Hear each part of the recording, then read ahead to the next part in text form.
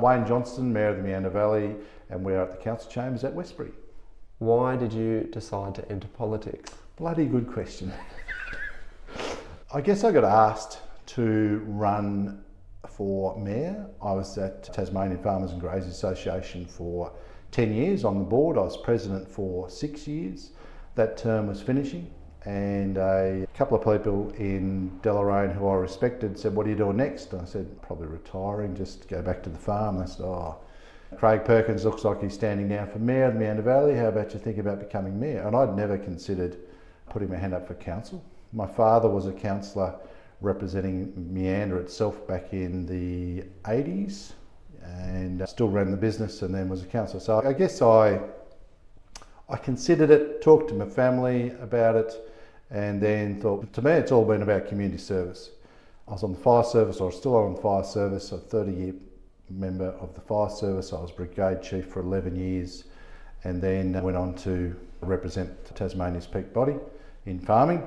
And that led me to Canberra on a regular basis to sit around the table with the National Farmers Federation. I guess I got a bit of a feel for governance and board structure, and I thought, hopefully I could add something. So with a bit of encouragement by a few people, I thought, righto, I'll have a crack at this. So I did, and it's probably been a bit unusual for somebody to step straight in as mayor that's never been a councillor before, but the governance I thought should be the same.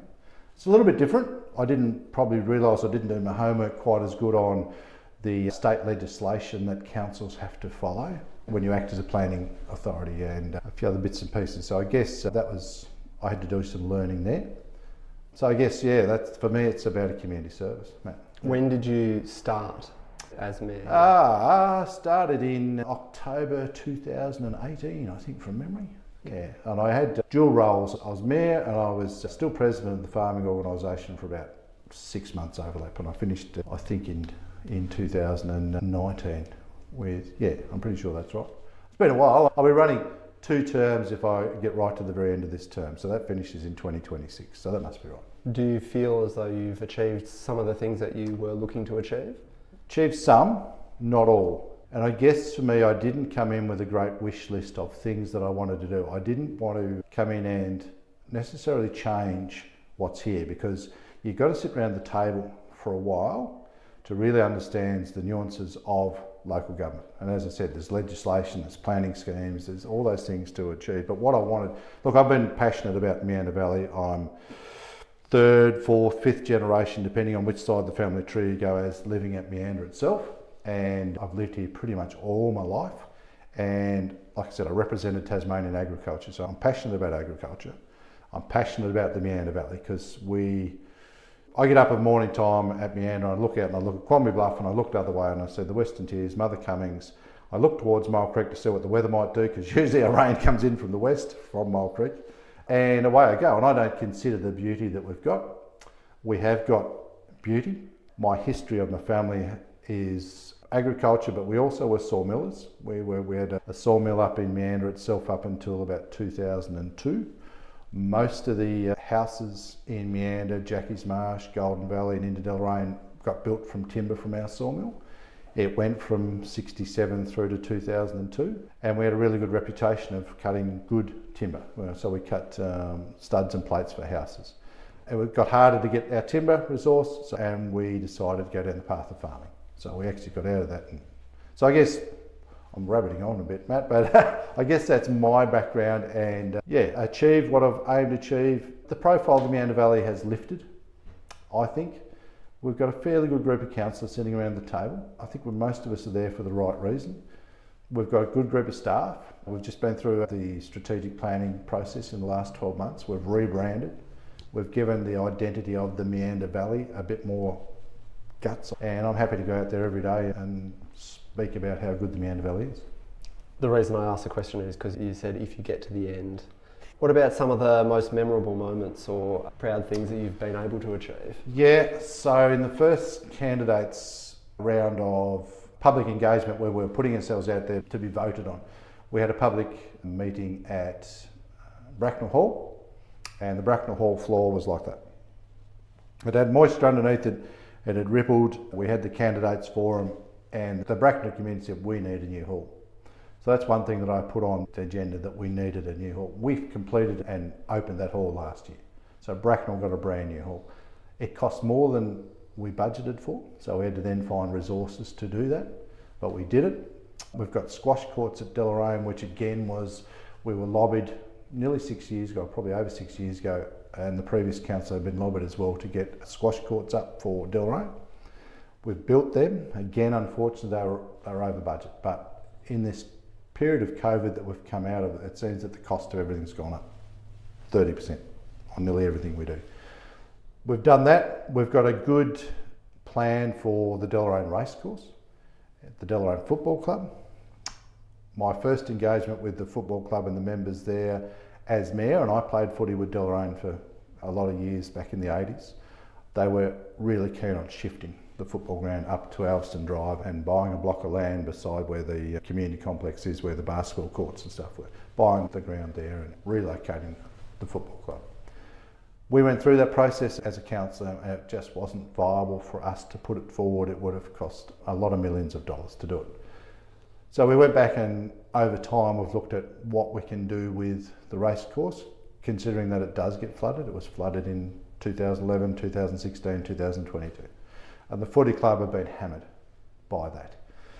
We've got plans now to make the football club and a function centre if we get funding, and it's one of our election projects which Labor have just backed recently, a fortnight ago or a bit longer. Rebecca White, as the candidate, said that they will give 3.6 million to do that relocation of the club rooms itself. So if we can do that, get that going and make the footy club or that area flood proof, then we've achieved that. By doing a master plan, we want to include the history of the racecourse, included in a memorial there so we don't lose that. And we're also putting a really nice children's playground in. So that's part of it. We're already tendered out, so that's starting. Your test of my memory now is what else we've done. I guess there's little things along the way that we do, because it's funny, I'll get somebody ring up and say, there's a bloody pothole on that road out there, council doesn't do anything for me, when are we going to get that done? Sunday somebody said, when are we going to get Fogo bin at Deloraine? I said, it's coming, but it's a little bit, we take little bites at Meander Valley. Other municipalities have gone, everyone's going to get recycling, garbage, Fogo bins. When we've started to do that, we get resistance from some people, but also the logistics of us rolling out that to all of our municipality. We did a study 5 years ago, and we looked at where the garbage truck can go to some of our roads, and the truck would have to go into private property and turn around. Well, OH&S and all the bits and pieces doesn't allow that. So then we had to look at, could we put turning circles at the end of some of the roads? All of a sudden you've got a cost involved. You've got to acquire land, move the titles, do a turn circle. And again, that's money. So it's a bit like the Deloraine and the Westbury tip, which I'm sure you probably got a question about. There's lots of things that we've done. The Meander Valley is made up of a lot of little towns, and they've each got their own character and characters that make them up, and they're all passionate about their little patch. So they all want, we went to Carrick last Friday night and spoke to the Carrick community, and they want footpaths, they want drains, they don't want too many units built, they want this done. That's great. Go to Blackstone Heights, they want footpaths, they want drains, they want this. That's great. You go out to Mole Creek and it's a different want. And as councillors, we just need to make sure that we're spreading the love right across the municipality, because you don't want people getting left behind. It's a balancing act. How do you balance it? Can you turn the phone off? Do you get time to get away? No. And I guess the Launceston Mayor's finding that a little bit at the moment. You are the mayor 24 hours a day. You are a councillor 24 hours a day, and we've lost one councillor at the start of this term who probably didn't realise the amount of scrutiny or questions or phone calls or emails that he was going to get, and so he resigned, which is a pity. But there is always that, the phone. I had a text from a gentleman the other morning at 4:30 in the morning, so I've just sent you 3 emails, I'll need you to look at them. I go, yeah. And my wife says, I don't know why you do it. Don't know how you do it, don't know why you do it, don't know why you put up with some of the crap that comes through. And look, I did get some crap when the proposed Westbury prison was put up. I did stand out there and say I think this would be an opportunity for jobs in the community. And I did apologise to the community months later and say, look, I probably said the wrong thing. But I am human, and I hadn't had a lot of briefing about it because it was always behind closed doors, and it was a decision that the state made. And Sunday night they said, oh, can you be there Monday morning, there's an announcement. Still wasn't said what it really was. Turn up, okay, this is going to be the site of the proposed Northern Prison. Okay, that's good. There's $270 million investment. There's going to be jobs, this, that, and the other. Probably I didn't pick up on the angst that would cause the residents of Westbury. And I apologise at a public meeting time for that because I just didn't realise that. But anyway, you live and you learn. There is a group at the moment who are concerned about a prison out at Ashley and works out there. Does the council or you have any opinion on that? Yes, I do. And I've been talking to one of the neighbours out there on a reasonably regular basis. He would have liked council to have held a public meeting just to see what options there are for Ashley. My argument to that is it's not council land. The state government haven't got another facility anywhere yet to replace Ashley. I know they're about to spend or in the process of spending $3 or $4 million to do more work there. So to me, that means that they're not going to close that facility at the moment. I just don't think it's the best use of council's officers' time and resources to have a public meeting to think what we might do for Ashley down the track. And I've got some views on what might happen with Ashley if the government ever closes it. I think when the government come out and say, the former Premier said we're going to close it, his timelines that he set have gone past. They don't seem to have a plan to close it yet. So I think we need to wait until there's a definite, right, we are going to close that facility. Then as a community we can come together and say, okay, what are we going to do with it now? So that was my conversation over with the landowner there, the neighbour there. I said, I just don't think it's in our best interest to hold that at the moment, to hold that public meeting, because I don't think there's any value. It could be, they mightn't close it for 5 years, they might close it for 10 years. And I think just that conversation we just don't need to have just at the moment. I know it's a concern to the neighbours, I do understand that. But, yeah. And look, I wrote to 2 ministers last year before Christmas, after Christmas, when we got no reply to saying, what are you doing? And really the reply we got back was, yeah, it's where it's at the moment and we don't. It was a very wishy-washy reply we got, so they didn't tell us what they're going to do. So, like I said, council staff and resources, hold a public meeting, take a heap of submissions, collate them, and then people have an expectation of what's going to happen next. We don't own it. We've got no influence over it, so just sit back and wait. You talked about the council workers being quite good, especially now. Can you talk a bit about why they are good now? I think they've always been good. You get staff come and go in the office and also in the outdoors crew. We've had some staff leave in the last couple of years that have been here forever. And I say that in the best possible terms, that they were here. The knowledge has walked out the door, has been lost. But I think since COVID, there's been a change, Matt, of people can actually start in one job and then go to another job and go to another job. And I don't know that we probably won't see staff being in the one job for 20 years at a time, because they'll progress to something else and go to something else. Our outdoor crew, I always compliment our outdoor crew, because we get complimented, not very often as councillors, but we get complimented usually about the condition of our streets, our roads, our footpaths and our toilets, how clean they are. I had the Deputy Mayor of Mareeba, I think it is, which is in the tableland of Queensland, come and introduce herself at Remembrance Day last year, and she said, I just want to compliment you on the condition of your roads and your footpaths. And even though the main street of Deloraine at the moment looks like it's a little bit of patch work because we are doing some resurfacing works there, our outdoor crew take pride in their work, and that's all we can ask of them. It's nice to have that sort of feedback, really. Oh, absolutely, and I pass it on, because usually we get criticism. You haven't fixed that pothole, you haven't done this, you haven't done that. But to give them some feedback, say, well done guys. And they do, they take pride in their work. What advice would you give to someone who was looking to enter politics or do what you have done? Take a deep breath. You've got to have a thick skin.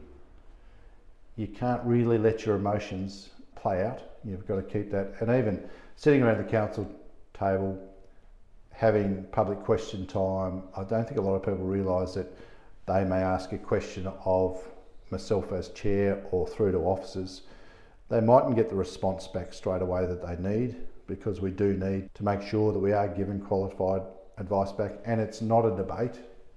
As much as some of us would like to ask a question back at times, we can't do in that formal setting. If somebody's interested in standing, and we do need good people to stand as councillors right across Tassie. It's a job for us. We are meeting once a month for workshops and once a month for council meetings, and then for myself there's probably 5 to 10 emails a day depending on what's happening, and then a couple of phone calls a day depending. Like I said, I was out for 3 functions on Sunday. The other day I was in Northern Tas Development Corp. Today I've come back from our media launch for the Northern Tasmanian Development Corporation for our priority wish list, and the NTDC is made up of the 8 councils of the North that come together to have one representative body. So I was at that function. I'm going off to Hobart to Local Government Association on Wednesday, Thursday, but I guess that's what I do as mayor. For somebody that's thinking about standing, have a talk to a councillor. Look at the Local Government Association website, look at the Department of Local Government website, make yourself as fully inclusive as you can, view our meetings online or come and sit at a council meeting to understand it. I've had a couple of people that thought that they would like to go for council and then watched a meeting online a couple of years ago and said, don't know how to do that, couldn't do that, can't do that. I said, I've got a great saying that the world is run by those that turn up. And if you don't turn up, you can't turn around and blame somebody for something that's happened. And all my life, there's been meetings happen that I go, geez, if I don't go to that and be representative and something goes the wrong way, I can't turn around and say, oh, why did that happen? So I guess I'm a bit of a sucker for that. So it's not for everyone. We are a $27 million turnover business. It is a business. We have to run it as a business. We are a board of directors effectively, even though some councillors don't think we are, but we've got 21,000 ratepayers in the municipality. We've got people's livelihoods at times that depend on us making decisions. Now, not always the right decisions. When we act as a planning authority, we're very focused in what we can look at and what we can't look at, and some people don't understand that. So when the decision goes the way they don't think it should, then it's critical of councillors, but it's actually the process, it's actually the planning scheme as such. How do you think the Meander Valley might change over the next 5 or 10 years? I think we always need to look backwards, but look forward. I think Westbury is a classic of where Westbury came from when it was settled, to the village green, to now the expansion of people wanting to live at Westbury and use it as a satellite to jobs in Launceston. And that's been a tough one for council to grapple with, because you've got the 5-acre lots out there that have been there forever and a day, and I think that'll change. You're going to get more families coming in that necessarily don't necessarily want. They don't want the house and the 3 bedrooms and the big yard. They'd rather, and dollars is playing in, the cost of living's coming out, so they would rather go for a unit that has been built, that is more of a budget item for them, somewhere for them to put a roof over their head, than they would the larger house. So for us as a council, it's balancing that. For the community that see the change in the residential areas, it's tough for some of those people as well, because all of a sudden you've got more traffic on the street, you've potentially got more burden on infrastructure. But every time we do a development, we go to Tas Networks, we go to Tas Water, we go, okay, this is the plan, can you service it? And they will tell us whether they can and can't. There's a subdivision at Hadspen at the moment, which was to be a 1,000-lot subdivision. That's stalled a little bit at the moment, mainly because Tas Water can't service that at the moment. We can't get the sewage away, we can't get the water to it. There has to be a major upgrade of Hadspen, and if we look at the major upgrade, I looked at the paperwork today, it's about a $97 million build to take the wastewater from Deloraine, Westbury, Carrick, Hadspen through to Longford. If they do that build, because the Longford plant is only at half capacity at the moment. Do that build, then they can have the capacity to go, righto, Hadspen, you can go ahead. And that was a master plan that was done in 2015 by the Meander Valley Council there. So things will change. We're seeing the moment homelessness, cost of living crisis. Those things were probably words that weren't really talked about much up until the last 5 years. It's there, it's real, and we as councillors are always aware of that. It's how we can influence that and get the best outcome for all the communities. A tough one. Because like I said, some people would rather say, keep it as it is. We don't want it. Yet the school may suffer, or your local supermarket may suffer if it hasn't got throughput. It's tough. I think the best advice I can give to people is to actually take interest in what's happening and put your opinions out there. Because we participate, absolutely participate. You might get answers that you're after, you might not. But if you don't ask questions, you won't find out.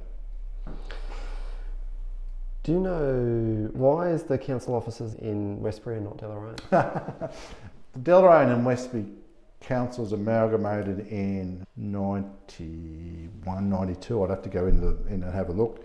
This was the largest building between the two buildings. So therefore they decided to move here. The old council chambers is the Service Tasmania building in Deloraine. And I guess one of the rooms was the chambers themselves. Marilyn Young, who still comes in the office, came from the office at Deloraine to Westbury 30 odd years ago. Yeah, so this is why we're here. So when I became mayor, this room wasn't here. And I said to the GM, I said, so where do I park myself? And he said, probably in a corner in the office around the corner. I said, look, I don't need anything as a rule. If we got people coming to meet, it would be good. So we did a redevelopment about 4 years ago, and we walled some pieces in, built some more, but it's still a bit of a rabbit warren. We've got we haven't got enough space for a lot of our staff, so we're all continually looking at what we can do going forward, and I think there's about 90 odd staff, indoor and outdoor at the moment. But we're still a fair way under our neighbouring municipalities of equivalent population with staff.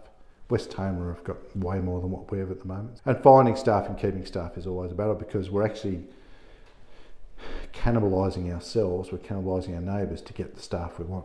So we will pinch a planner from somewhere, and then they'll pinch an environment health officer from us. So it's a continual battle of trying to keep your staff happy. Is it at least helpful that it is, because Westbury is a relative satellite town of Launceston, you can access a greater pool of workers? We do, and a lot of our workers don't live in the municipality at the moment. They travel about 20 odd minutes to Launceston, so it's not that bad. When I first became mayor, we were looking at a new GM not long afterwards, and some of the councillors' prerequisite was they had to live in the municipality. That GM at the time was losing bid on 2 houses in the municipality, and then ended up living somewhere else. I thought, you can't. Travel's easy. Would you consider other levels of politics? Serving your community? I've considered other levels of politics, Matt. I was a Liberal candidate for a whole week in the last state election. I've been asked a few times to run at different levels of government, upper house and federally, and it's the planets never aligned for me. Being self-employed, working on the farm or having a farm, like I had a farm, I was lucky enough to work with my father and my 2 boys on the farm at one stage, so 3 generations on the farm. I was always too busy farming to actually give that commitment to that next level. Council's a little bit easier because I can actually delegate and do things farm-wise, but my sons have taken over the farm in September just gone, so I've turned into the boy, so I can take a little bit more time to hopefully play a little bit more golf, but not be quite so rushed. Try and get all the farm work done and then go off to a meeting, or vice versa. So consider it. Look, I guess you never say never, but my wife certainly said no. We bought a caravan, and we want to do a bit more caravanning and a bit of stuff. I've got to get a new knee at some stage, so I just got a few maintenance issues that I need to work through. Like I said, I've dipped my toe in it briefly, and I don't know, I think my biggest issue is I don't know that I can be a party man. I've always spoken my mind, and I think that's probably what's got me to a few boards, and I sit on a few other boards at the moment. I sit on Aged Care Deloraine because I had both my parents in aged care and I want to give a bit back. I sit on the Tasmanian Dairy Industry Authority board as an industry rep. But yeah, I'd struggle towing the party line a little bit. I won't say never, but it's getting less and less likely. 2 more questions. Sure, mate. Favourite part of the Meander Valley? I've got to say Meander. I've been there all my life. Like I said, I get up and look at Quamby Bluff and look at Mother Cummings. Yeah, look, I've grown up in Meander all my life. Deloraine is a nice town. I'm amazed at how many people are in Deloraine most days of the week. Sometimes you can't get a car park up the main street. It's like, where are all these people coming from? But right through, look, Westbury, all the way through, I think it's nearly wherever you are in the Meander Valley, you can actually see the tiers. I think the tiers are the iconic feature, but again, we have some of the best farmers in the world, some of the best dirt in the world, and some of the best water in the world with the Huntsman Lake up there. And I guess I lobbied very hard for a long time to have the building of the Huntsman Lake and the Meander Dam. That's certainly contributed to the wealth of the municipality, but it's a good place to live. I spent 6 months overseas when I was 21 working on farms, and it gave me a real appreciation of what we have here. And we don't appreciate it at times. We just take it for granted.